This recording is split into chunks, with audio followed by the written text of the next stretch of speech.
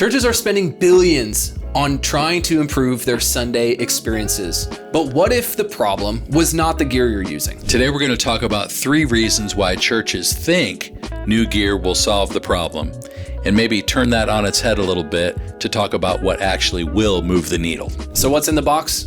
It's not more gear. It's what your team has been missing all along. So let's dive in. What is going on, everybody? Welcome to the MxU podcast, where we help you in your worship ministry achieve excellence every single week, starting this Sunday. I'm with my good friend who I don't even know how to introduce you at this point, Jeff, because of your OG status. But Jeff Sandstrom is here with us. Welcome. Thank you. It's great to be here. Today we're going to talk about a trap that a lot of churches fall into. And I think I'm excited about this topic because there's a lot of tension here. And I think we're probably going to step on a couple of toes. Some people might feel like they're getting kicked in the shins, but every once in a while, getting kicked in the shins is important. So I think we all need it sometimes. And, you know, it's a good conversation to have. Yeah, we're specifically talking about this idea that new gear is going to solve our problems in the church. If we just had that audio console or a better PA, right, or those Mogami cables, our mix is going to be awesome. Or new DW Collector Series drum kit, or we could talk gear all day long. Or here. Our live stream isn't great, so we must need a new camera. Yeah. Or the band doesn't sound great, so we have to upgrade all of our amps and guitars. You know, it is a super tempting place to be because we all love new gear. You know, even the Sweetwater catalog, when it comes to my house, my wife refers to it as gear porn because it's tempting to just look through the magazines, look online, see what everybody down the street is doing and think, okay, that's going to be the fix. But actually, it has more to do with other gaps. Yeah. It's not a gap in the gear. It's probably a gap in training. Yeah. So disclaimer, you're talking to 2 recovering gearheads. So I'm not fully recovered. Well, yeah, maybe not even fully recovered. So we're in the same boat. Just hear that and know that we know where you're coming from. Okay, so little side note before we start. We did a little bit of research and we found that last year, 2024, churches spent over $14 billion on new equipment. Yeah, and that post we put out on Instagram a couple weeks ago now, we actually brought the number down to 12 billion because we were like, hey, let's stay conservative here. Yeah, but doing a little more research, there are over 50 countries in the world whose gross domestic product is less than $12 billion. Oh my goodness. So churches in America have spent more than the total GDP of over 50 countries just on gear. My goodness. Okay, so... And that's pre-tariffs. Pre-tariffs. We're not trying to villainize, but just trying to make a statement that we have spent a lot of money on these things, which tells us that we as a church care. We want to have good outcomes on Sunday morning. We want to have good experiences. And let's be honest, we need technology in order to make that happen. Yeah. Right. We need a live stream. We need a PA. We need video cameras, like especially as buildings get bigger and people, you know, the New York Times had a pretty revelatory article a few weeks ago. I'm sure many of you saw it, how, you know, America is looking for God. I mean, that was the headline. Not necessarily Jesus and the God of the Bible, but America is desiring some God to look toward. So as that continues to be the case, people are going to keep coming to churches. So I want to meet them in relevant and effective ways. So I'm not saying that technology is bad. I'm not a Luddite. I love gear, but we need to approach it in the appropriate way. Yeah. So this idea that gear is going to bring growth to our ministry, I don't think that's true, right? We're in this place today in church where the experience, it can be tempting to think the experience is going to bring growth to our church. If just the experience can be better, the audio mix, whatever it may be. And so that leads us to go, well, if the way we achieve those outcomes is through tools, right? So we need to be very careful that we don't start to confuse these two things of growth equals spend money on gear. And some people might see that a little differently. Or the other way around, that spending money on gear is going to result in growth. Yeah. Like, growth doesn't equal new gear, and new gear doesn't necessarily equal growth. Like, oh, if I just spend more, then people will come. If you build it, they will come. Maybe not, because the gear might actually reveal problems. Yeah. Right? I've been in a situation where, the church gets a new PA, and all it does is reveal the flaws in their band, because the PA has more clarity and more nuance and more frequency response than what they used to have. And now they realize, wow, the guitar really is out of tune. So it's not always, a guarantee that new gear is going to just automatically result in great results. Yeah. Yeah. Okay. So we're going to discuss the top 3 lies we hear in churches today. Lie number 1, if we just had better sound gear, our mix would improve. And this one is everywhere. Yeah. When the mix feels off, people start blaming the console. And oftentimes it's folks who maybe don't have a technical understanding, like the executive or senior pastor, going, well, it must be the thing that's doing all of the processing to spit out this subpar mix that we're experiencing on Sunday morning. Yeah. I've been in lots of rooms where the PA system costs more than most of our homes. I mean, it's just a fact of modern large line array PAs. They're expensive. But the mix still falls flat. And it's mostly because nobody has taught the operator how to actually build a mix that can be impactful and effective. So it's a huge problem to assume that new gear will just automatically make things better. It's not always the case. And on the worship side, if the vocals are always buried or your band sounds messy, don't assume it's the gear's problem. It could be the arrangement. It could be the music director. It could be the way the vocals are getting in the way of each other. It could be, how rehearsal goes, how to create stems for your tracks that, a lot of people like, well, we'll just download everything from multitracks.com and then try to have our band play on top of that. Well, the reason it's not effective is because those tracks weren't meant to be used that way. It's like you're playing a full CD and then you're trying to play live on top of that. It's no wonder things get lost in the mix because it's not balanced. Yeah. Do people have proper mic technique? Do your vocalists actually know how to blend? All of these things are way more than just the quality of the gear or the age of the gear or the brand of the gear. Yeah.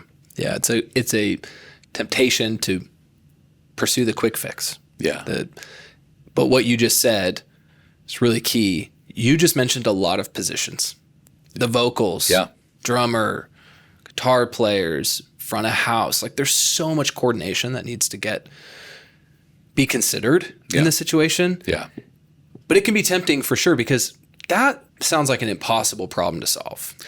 Yeah, but I think, it's, I don't know. I just, the more I'm around teams, the more I'm compelled by the fact that it's more about musicality than it is about signal flow or amplifiers or whatever. It's like, man, I wish people would focus more on arrangements. I wish front of house engineers knew more about music. I wish people knew how to listen more deeply to create arrangements that are actually effective, to shape their tone in such a way that it's not getting in the way of the other guitar player on the other side of the stage.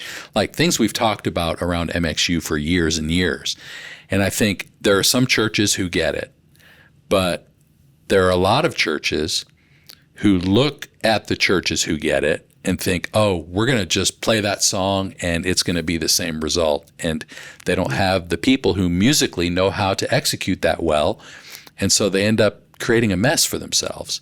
And the temptation is to blame something other than the person who didn't do their homework in the practice room. It's to blame the PA or blame the console or blame the volunteer. It's like, I don't know. The gear is so important. Like I don't want to dog the gear. Gear does matter, and I think it is important to invest in high quality tools. But man, the other side has to be true too. Yeah. We have to invest in musicality and the care of how a song is being communicated from the audio side. I think those nuanced things are so much more important than how much money we spend on a console or a PA. Yeah. So if you want your audio mix to improve, start at the source. Let's start focusing on the skills and the other aspects that contribute to a great sounding mix other than the person pushing faders behind front of house. Let's move on to line number 2. Or the faders themselves. Yeah, like exactly. focus on the do focus on the person pushing faders. Yeah, but there's other elements that we need to consider. Yeah. So, okay, line number 2. If we upgrade our video gear, our live stream will finally look good. Jeff, what do you think about this? Well, that's another common one. I mean, I think, people think the stream looks bad because they're using old cameras. So they bought new cinema cameras, switchers, and cabling, the whole deal. And what they don't realize is that gear can't teach your team how to frame a shot. Gear can't teach your team how to tell a story. So I think, again, it's about it's the stuff behind the stuff, right? It's the same as the musicians on stage. To have a camera operator who knows how all the buttons work on the camera, okay, that's fine. Mm-hmm. But to have a camera operator who knows how to properly frame a shot, how to properly light a shot, how to properly color balance a shot, all those things, it's like, man, those softer skills are so much more important. And I think they can be achieved. You see all the videos of, shot on an iPhone, right? And the reason those videos are compelling is not because of the lens, it's because of the way the shot is captured and how it's framed and how it's colored and the momentum and the tempo and the time, all those things. It's like, that's what makes that compelling. Yeah, Apple is showing you how cool the phone camera is, but it's really because of the way it's shot, not the gear. So maybe we focus on the why behind the shot, like you're saying, instead of the how. It can be easy to get caught up in the mechanics. Yeah. But if we don't know why we have the camera pointed at the drums for this one part of the song, or why we need to have the worship leader in frame, then everything else is just going to kind of feel disconnected, and no amount of money you could spend on gear would help that problem. Yeah, sometimes that new camera is only going to show you a 4K resolution of a higher level of mistake. Yeah, 100%. Yeah. Okay, moving on to line number 3. If we had better gear, our band would finally sound like the record. Holy smokes. This is the most common one I think I hear from churches. And it's kind of connected to the first one, right? Like, would our mix improve? But it really is this other issue. And you audio guys, we're going to give some grace here, but oftentimes we hear from audio folks, yeah, I can't get a good mix because my band sucks. My band doesn't sound like Elevation. My band doesn't sound like those tracks that you're mixing on Jeff Sandstrom, you privileged jerk. We are training front of house engineers how to mix all the time around here at MxU, and that comes up so often. And a lot of times they're right. That is the hard part about this. It is the hard part. Yeah. Because as a front of house engineer, there's nothing I can do about an out of tune guitar. Yep. There's nothing I can do about a singer who knows nothing about consistent mic technique, right?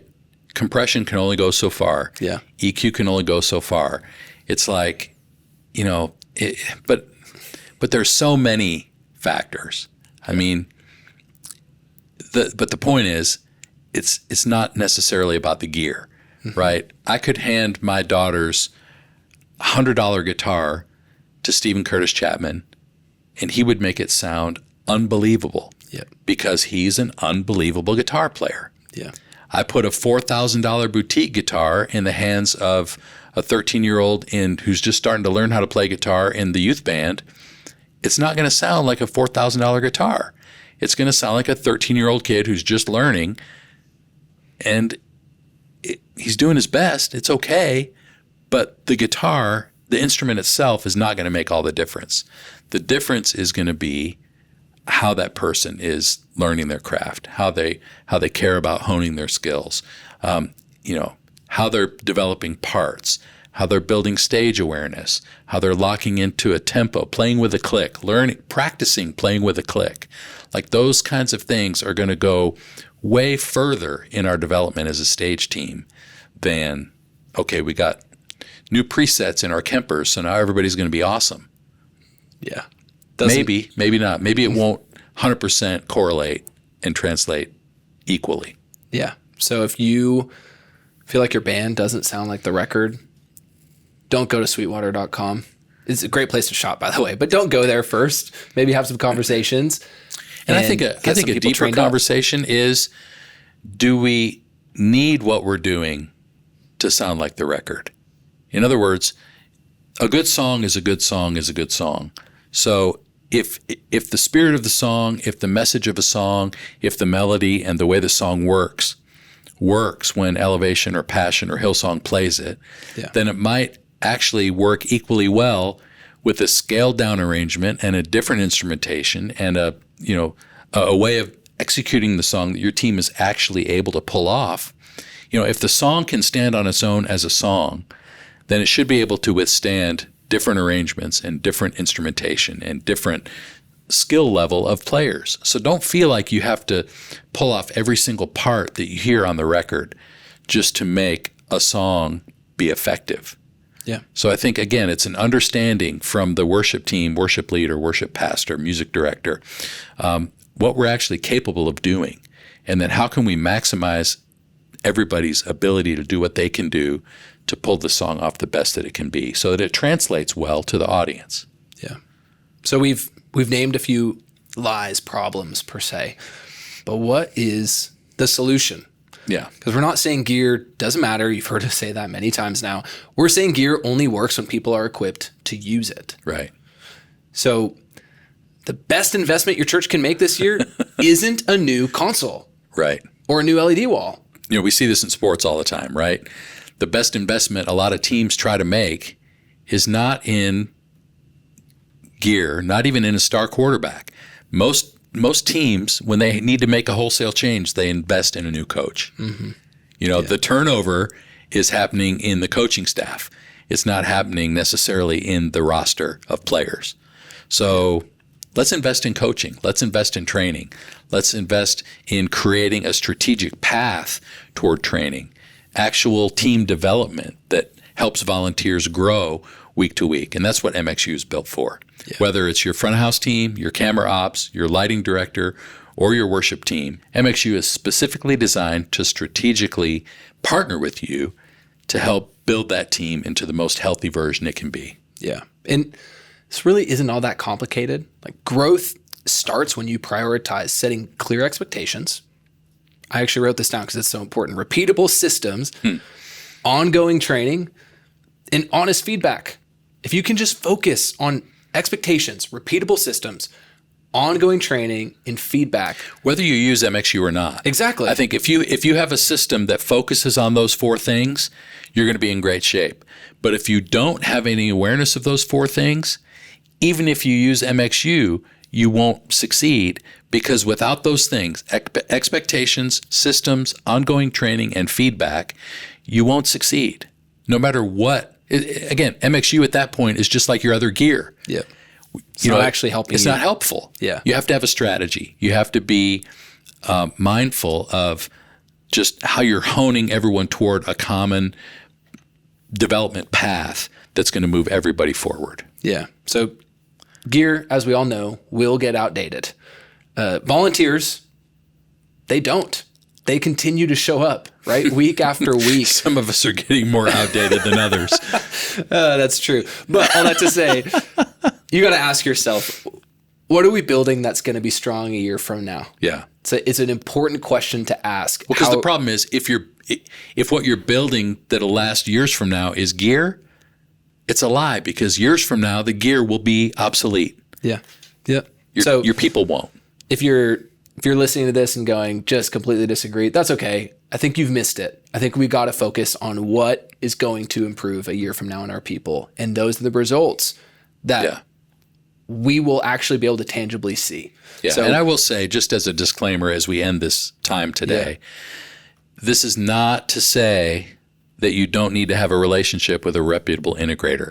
Like, I think people who provide gear, people who provide advice, people who do good design, people who have drawings that are actually acoustically viable and make sense and have good PA coverage and all those things, like there are times to upgrade.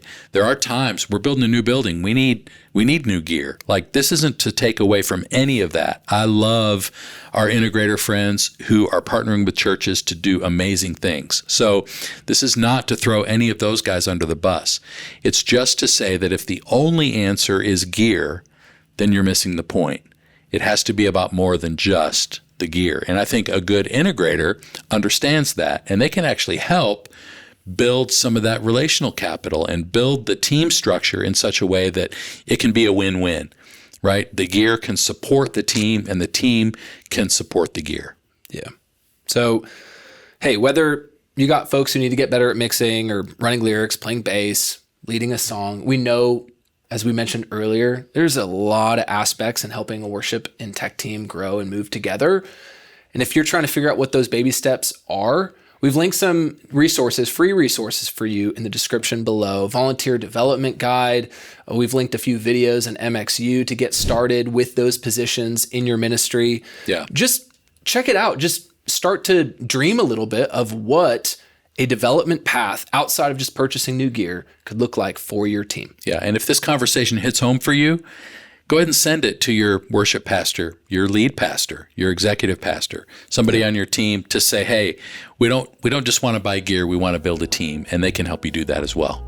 Yeah. So hope that encourages you today. We can't thank you enough for joining us. We will see you guys next on the MxU podcast.